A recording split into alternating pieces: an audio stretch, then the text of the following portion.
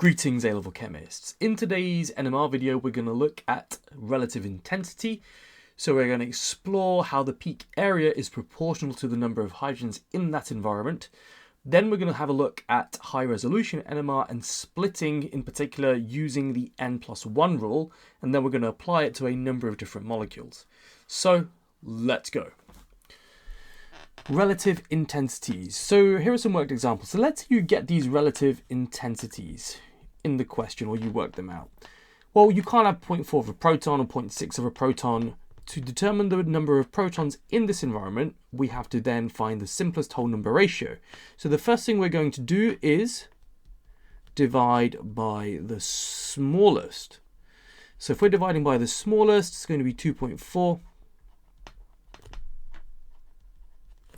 So that's going to be 1 to 1, presumably 1.5. Let's have a look. Yep, and that is 1.5. So still not great because I've got this 1.5 here. So can't have half a proton. So to convert this to whole numbers, I'm going to multiply by 2. So this is going to be 2 to 2 to 3. Okay, so this is telling me probably that this is a CH2 group. Probably a CH2 group, and that's probably a CH3 group, and we've got 3 distinct chemical environments there. Okay, let's have a look at B. So the first thing is divide by the smallest. So my smallest is 0.3.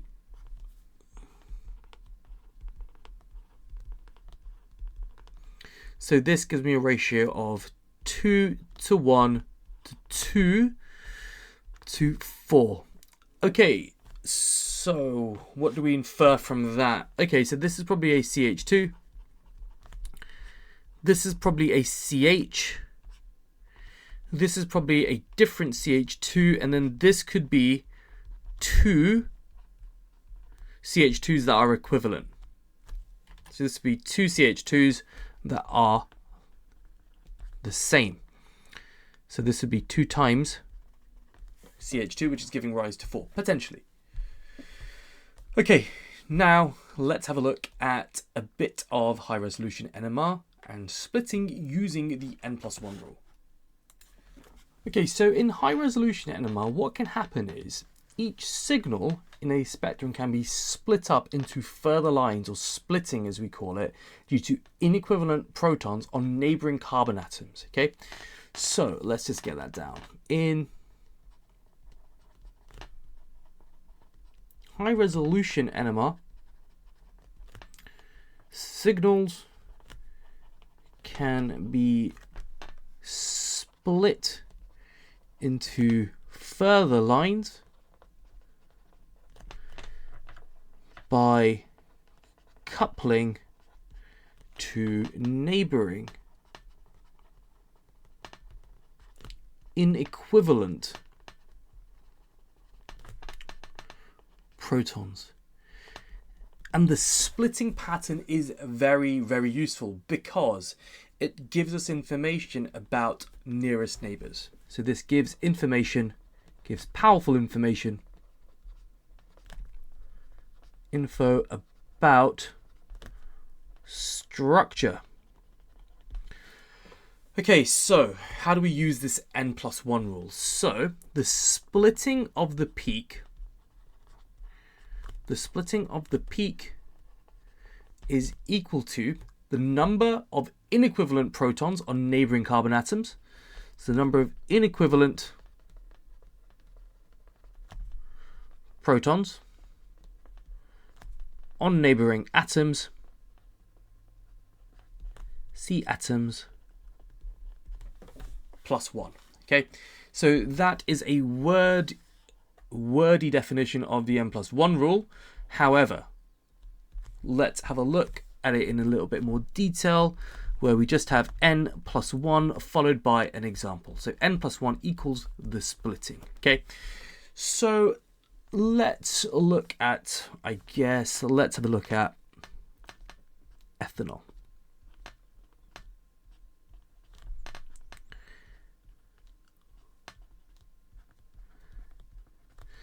Okay, so the first thing to get out of the way is that OH So OH and NH protons tend not to couple. Okay, for reasons that are beyond the scope of A-level chemistry, okay? But if they tend not to couple, those are going to appear as a single line, okay? So if we just have one peak, so these are going to appear as one peak, that's environment A, this is going to appear as one peak, and we call one peak a singlet. Okay, so now let's have a look at, let's number these as carbon number 1 and carbon number 2. All right, let's have a look at carbon number 2 first, okay? So here are my CH3 protons. So what I do is I go next door. So I go to this carbon atom next door. So if I go to that carbon atom next door, I now look at the number of inequivalent protons on neighboring carbon atoms. Well, that one, so that proton and that proton are not equivalent to these protons. So in this case, n equals 2. So then n plus 1, I use the n plus 1 rule, so therefore 2 plus 1 equals 3. So this means that this peak here, which in low resolution would just be a single peak, so this peak here, let's call it peak C, is actually going to be split into 3. So this is going to appear as something called a triplet. So the fine structure is going to show that that peak is actually split into a triplet, because next door to it, there are 2 protons that are not the same. They're not the same as the CH3 protons. Okay, and then using that logic, let's have a look at these guys.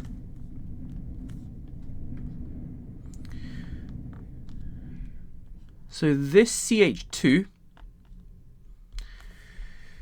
let's have a look. So what we do is we go next door. And we're looking at the number of protons next door on carbon atoms. Remember, protons on oxygen and nitrogen tend not to couple, okay? So we go to the left of it only, because there's not a carbon to the right of it.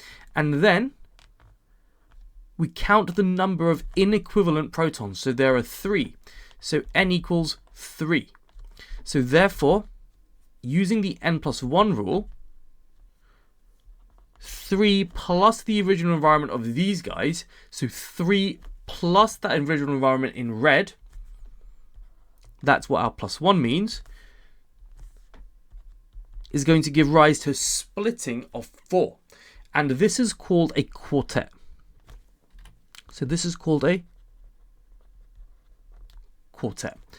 So this is going to be split like this. And the peak intensities correspond to Pascal's triangle, but not needed, okay? But it's going in the ratio of 1 to 3 to 3 to 1. And the triplet is going in the intensity of 1 to 2 to 1. Okay, so what we're really saying here is next door to it, there are 3 inequivalent protons causing that splitting of 4. So that's a good way to think about it, okay? All right, let's quickly go through what a doublet would look like. So a doublet looks like this. So the peak intensity is 1 to 1, and there is 1 inequivalent proton next door. So n equals 1 for a doublet. So we've done a triplet, we know what a singlet is, there are no inequivalent protons next door, and we've done a quartet. And sometimes you can get multiplet splitting as well. More on that in a sec. All right, let's have a look at some more practice. So this is butanone. 1, 2, 3, 4. Okay, so first of all, think about it in terms of low res. So in terms of low res, we would have 3 different proton environments, okay? We'd have A, B, and C. So those are my 3 different proton environments. Okay, so what I do is let's take them in turn. So looking at environment A, I go next door and I look at this carbon atom. There are 0 protons attached to it. There is an oxygen attached to it, but there are 0 protons attached to it. So N equals 0. So therefore, 0 plus 1 equals 1. So therefore, A is going to appear as a singlet. We're just going to have one peak. Let's have a look at B. So here is B. I go next door in both directions, okay? So I go to the right. To the right of it, this carbon has no inequivalent protons next to it. So 0 with respect to the carbon to the right. But what about the carbon to the left? Well, the carbon to the left of it has 1, 2, 3 protons that are different to these guys. So N equals 3. So therefore, 3 plus 1 equals 4. So peak B is going to appear as a quartet. Okay, so let's have a look at C. So if we have a look at C and we go next door, we can only go to the right of it. That proton and that proton are different to the CH3 protons, so N equals 2.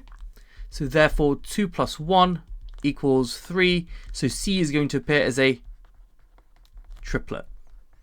The 1 to 2 to 1 intensity, okay? So anytime you see a splitting of 3 next to a splitting of 4, it's telling you that it's a CH2 next to a CH3. Because if you think about it, these guys, these 3 protons are causing those to split into 4, and then those 2 protons are causing these guys to split into 3. So that signal of a quartet and a triplet is really, really handy, telling you that there's a CH2 next to a CH3. Okay, let's go. All right, first thing I'm noticing on this guy is a plane of symmetry, slap bang down the middle. Okay. All right, so let's work out the low res first. So these guys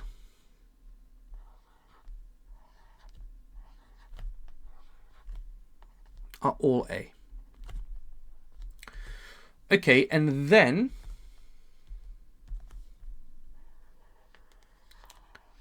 so that's B,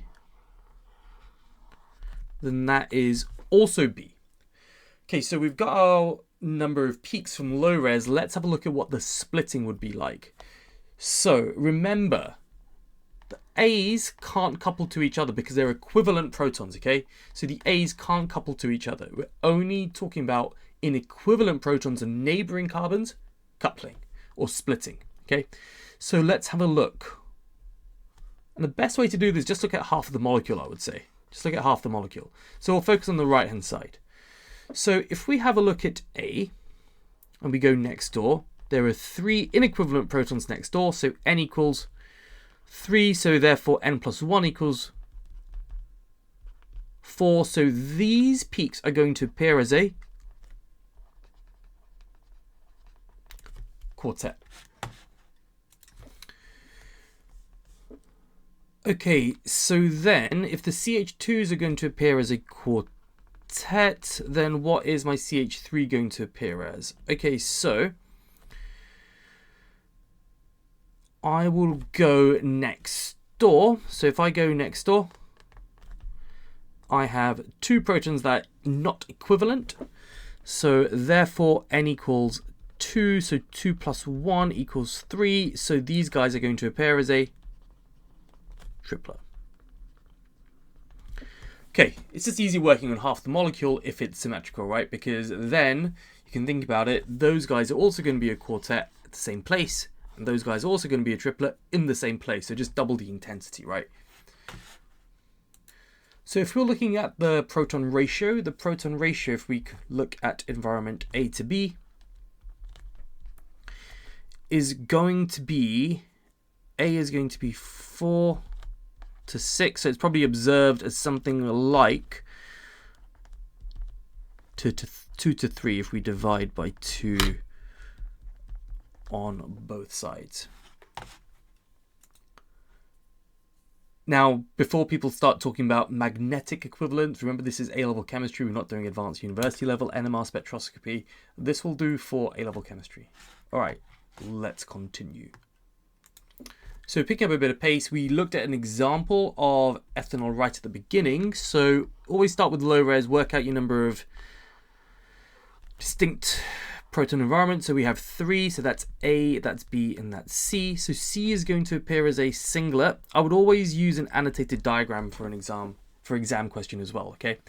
It's just helpful. Show the examiner what you're doing, fully annotate it, make sure it's legible, they can refer to it, but that's the best way of answering NMR questions. So B is not going to couple to C, so it doesn't couple to OH or NH. So we only have to go to the left of it, and there are 3 protons that are not equivalent, so N equals 3, plus the original CH2 environment, so therefore 3 plus 1 equals 4. So this appears as a quartet, and this, where N equals 2, this appears as a triplet. Nice, and that's the splitting pattern for ethanol. Okay, so now bringing it all together, we're also going to have a look at chemical shift, because chemical shift is really, really important. That's the last little look-see that you have to do and compare against, okay? So the peak intensity, like we said, is recorded on a horizontal scale known as the chemical shift delta. So this is how much the field is shifted for the field for TMS. And it's measured in parts per million of the operating frequency of the spectrometer. So then, operating field of the spectrometer, I should say. And the chemical shift depends on what atoms or groups are near the protons in question. Protons with or near electronegative atoms will appear at a greater chemical shift because they're more exposed, okay? So they go to the left, and protons that are shielded, they go to the right-hand side. Now, in your exams, you'll be given chemical shift data, okay? You'll be given these tables. What we have to do is apply the information in these tables. Okay, you don't have to remember any of this data, but you have to apply it. So let's say we're looking at methylamine. So methylamine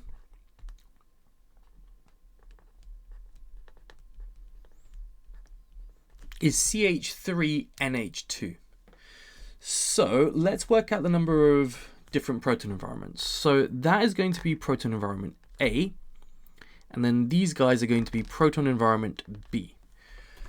So this CH3 is not going to couple to the NH proton, so that's going to appear as a singlet, because if N equals 0, 0 plus 1 equals 1, which is a singlet.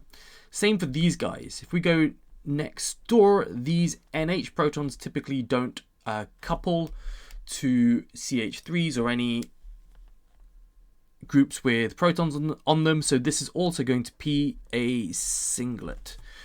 Okay, so we're going to have 2 singlets. At what position do they occur with respect to chemical shift? Now let's have a look. So how do we actually figure this out? So I'm looking for RNH2, and that H2 is in bold, okay? And that is telling me that those NH protons are going to appear at a chemical shift at 1. So these guys are going to have a chemical shift of between 1 to 4.5. Okay, so let's have a look at those CH3 protons. So where are these CH3 protons going to be? Well, look, let's have a look at our data table. So first thing is find a CH3 group. So here is a CH3 group. This is an R group, right? So some other group. So then a CH3 group is going to have a chemical shift of between 0.7 to 1.2. Okay, so let's have a look at ethyl propanoate. So now we're looking at esters. So we're going to start with the propanoate, and then we're going to stick an ethyl group there.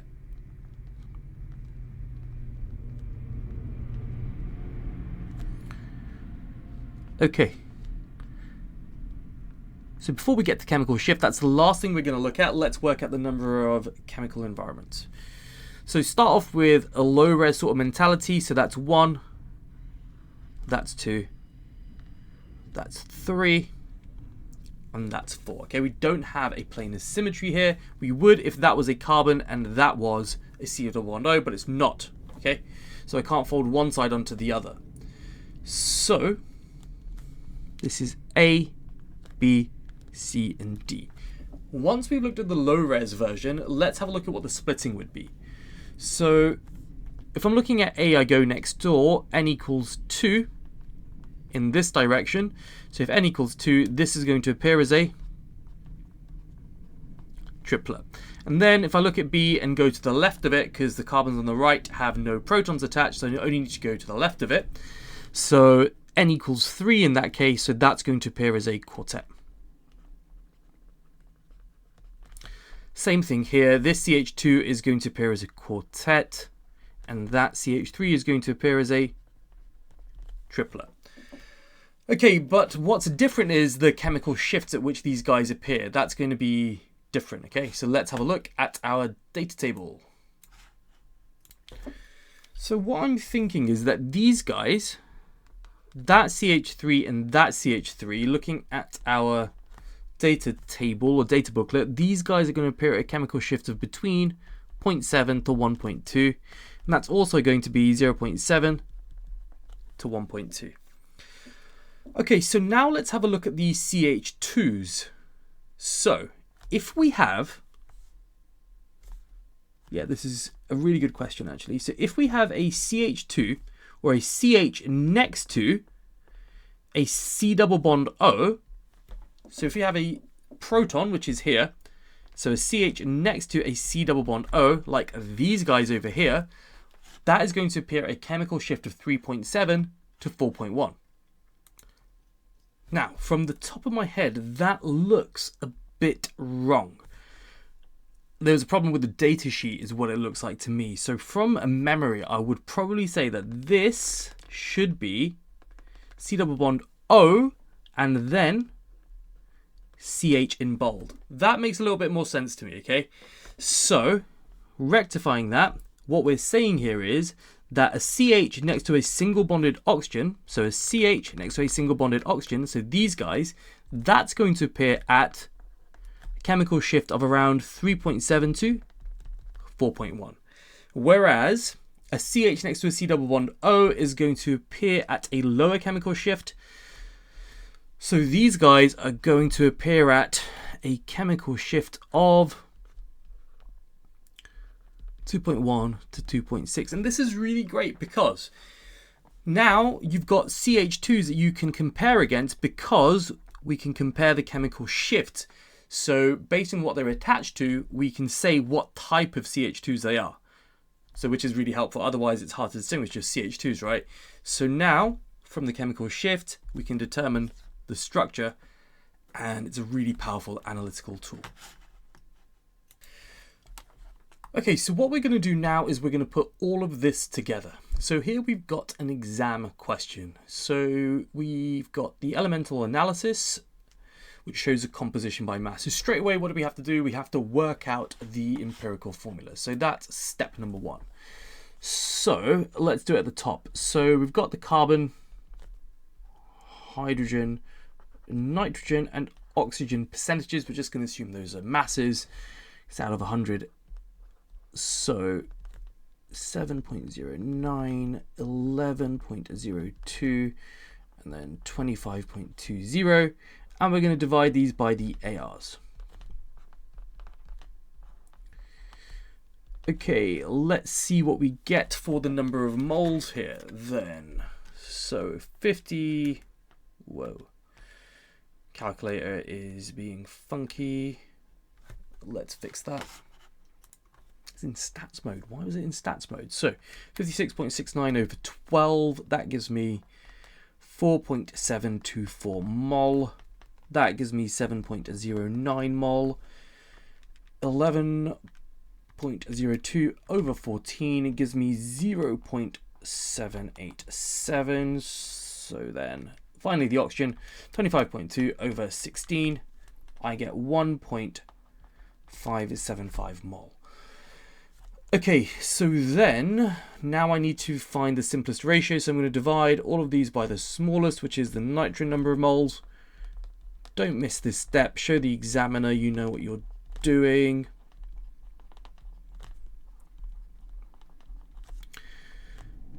Okay, well that one's going to be 1. What about the rest?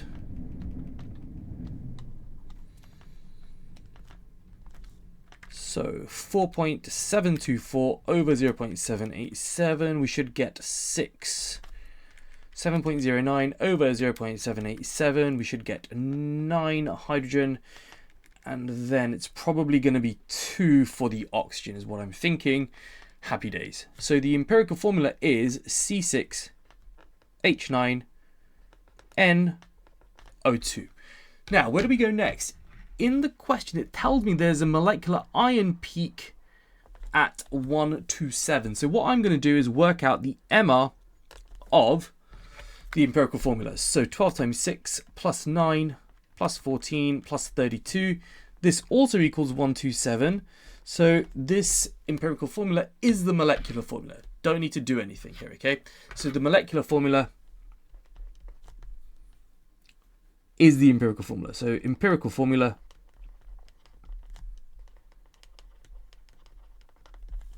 cool. So then it tells me that the IR spectrum is showing a strong absorption at around 2250 wave number. So using your data booklet, 2250 wave number absorption is nitrile.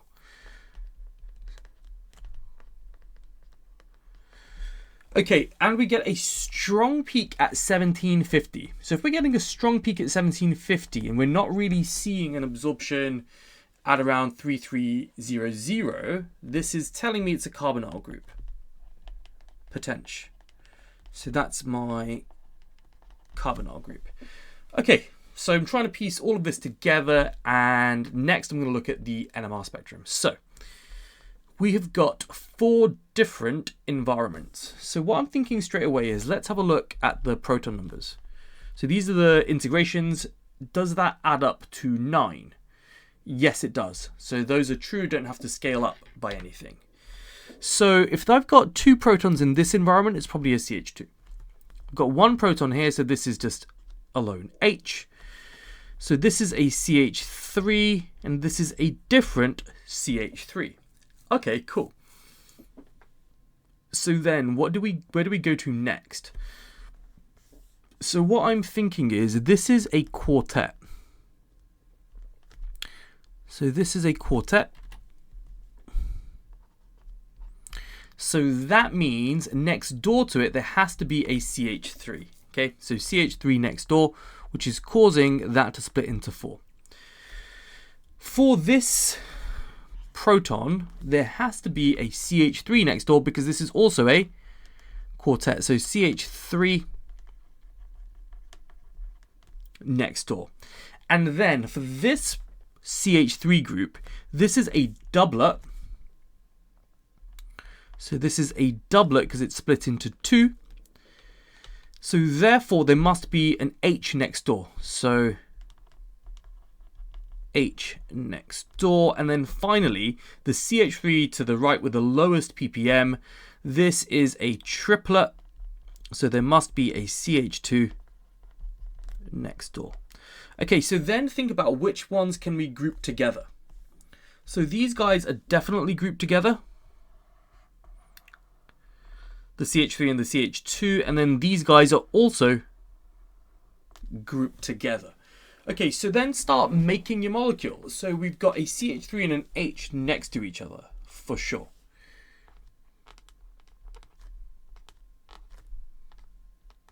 Something like that would work, okay? And then we've also got a CH2 and a CH3 next to each other as well. So we've got a CH2, I'll do it properly.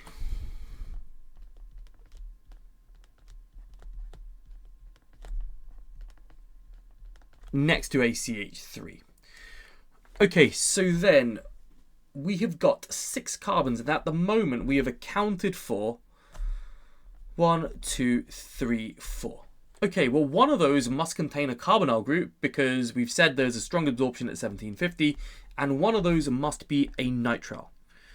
So we've got this, and we also have this to fit in as well. Okay, let's see what we can make. Let's actually see what we can make. Now, let's go. Okay, so there are actually two oxygens. So what I'm thinking is it could be an ester. Could be an ester is what I'm thinking. Okay. So it could be something like this. So let's have a little think. If it is this,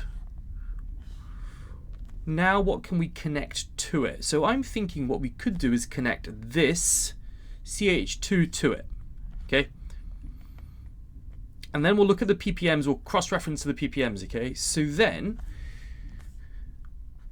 what does that mean? That means that this section over here, this CH3, that has to be connected to a CN. Let's see if this works. I've got no idea if it works. Let's have a look. We can flip it. I'll just do it like that. Cool, and I'll rewrite normally. Okay. It's actually the C that's connected to the carbon, okay? Not so the order matters for the way that you attach your nitrile.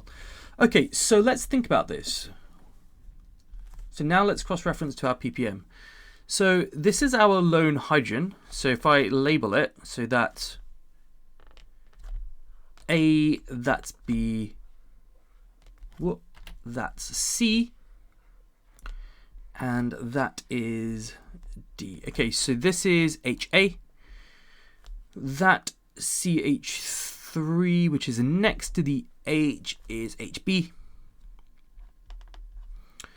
So that CH3 is environment D, and that CH2 is environment C. Okay, cool. So everything is cross-referenced. So would this CH appear at around slightly less than 4 in terms of parts per million? Yeah, that checks with our data table in terms of chemical shift. So I'm happy with the placement of that. Same with this CH3.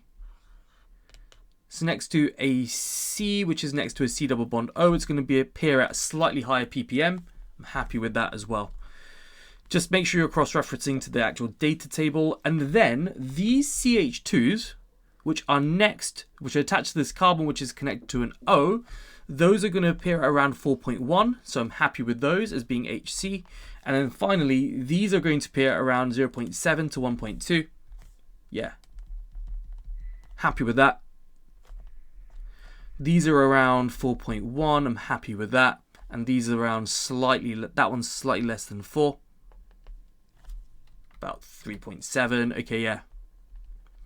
Happy with that. And then that CH3 is around slightly more than 1.2, so around 1.4. Yeah. That all works out. It's a really good question. Really good question. And that looks very sensible for a structure. And it matches with all the information given in the question. Okay, thank you for watching. Ta-ta.